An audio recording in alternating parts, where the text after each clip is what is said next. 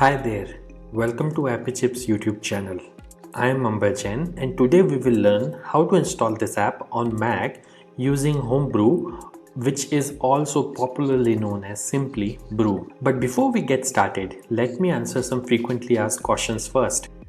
To start with, what does a package manager like Homebrew does? Well, a package manager lets you install, uninstall or repair apps on your Mac. A package manager is very similar to App Store on macOS or Microsoft Store on Windows operating systems, except that a package manager uses commands that you type on Mac terminal to install or uninstall different programs. Some of the popular package managers for Mac include Homebrew, Nix, and Macports. And if you are coming from a Linux background, you will feel at home with Homebrew, especially if you have used package managers like apt, pacman, yum, etc. on Linux based operating systems. Next up, is it safe to install the Mac apps via Homebrew? Short answer, yes. In fact, Homebrew is the most popular and thus most widely used package manager on macOS. Moreover, Homebrew is a non-profit member of Software Freedom Conservancy Foundation, also known as SFC Foundation. Many other open source projects like Git, BusyBox, Samba, Wine are all part of this Software Freedom Conservancy organization. Also, you might be surprised to know that Homebrew is the most forked project on GitHub and it has the largest number of contributors on its GitHub repository. Many devs at organizations like Google, Apple, Dropbox, Stripe, etc. use Homebrew to set up different development environments on their MacBooks and iMacs. Next question. Can you use Homebrew to install programs on Apple Silicon or more popularly known as M1 MacBooks? Again, yes. Starting version 3.0 of Brew, Apple Silicon is now supported on Homebrew. In fact, Homebrew also supports programs that are at the moment only supported via Rosetta 2 on Apple Silicon. Now that I have answered your questions on safety and compatibility of Homebrew, let's get to the installation process. Before we can install anything using Brew, we need to install the package manager itself, that is Homebrew, on your Mac. So let's see now how can we install Brew on Mac. Let me open my Mac here. First, you need to press Command and space on your keyboard. This will open Spotlight Search on your Mac. And then you have to type terminal.app. You will see this terminal app. Simply double click on it to open terminal. Let me maximize this terminal window. Now we need to copy paste the command to install Homebrew from the Brew website. So open your web browser and simply go to the website brew.sh.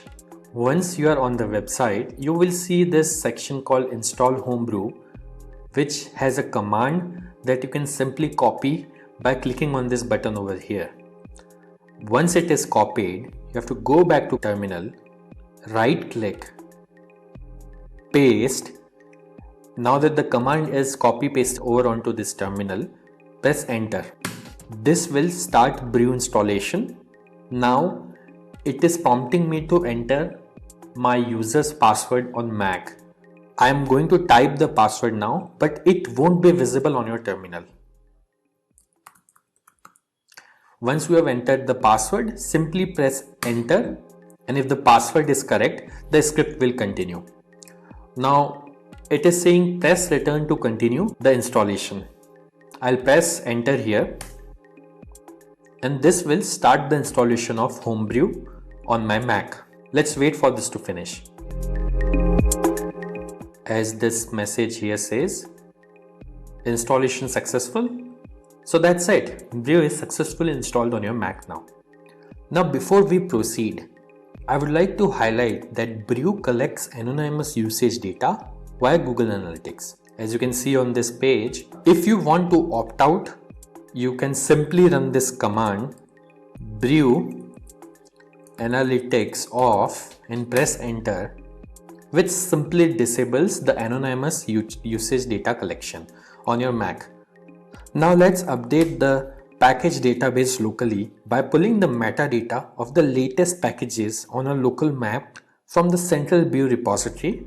This should typically take less than a minute to complete depending on your internet connection speed. To do so, simply type the command brew update and press enter.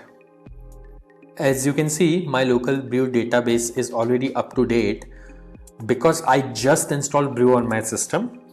Now to install the app, let's run the brew install command. Mind you, if during installation, if you're prompted to enter a password, enter your Mac user's password to continue.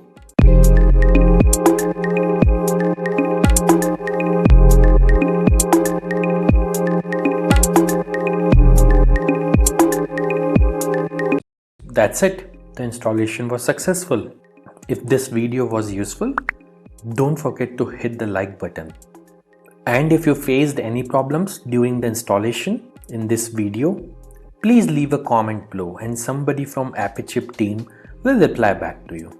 If in future any app installed using Brew stops working, then you can simply reinstall it using the command brew space reinstall space the name of the program.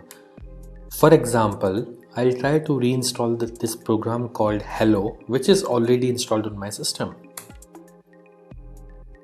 As you can see, it is downloading the program and it says reinstalling Hello, and now Hello is successfully installed. And if you want to uninstall any app installed using Brew, simply run brew space uninstall space the name of the program. In this case, I will try to uninstall the program Hello, which is already installed on my system.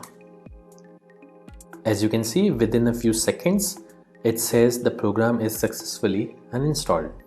Also, over time, Brew might end up consuming disk space on your Mac as it keeps installers of the programs that you had installed on your hard disk in a cache directory. So you can use the brew space cleanup command once every 6 to 12 months to free up some space on your Mac. This command removes app installers and older versions of the packages only. It would not uninstall any of the apps that you have installed.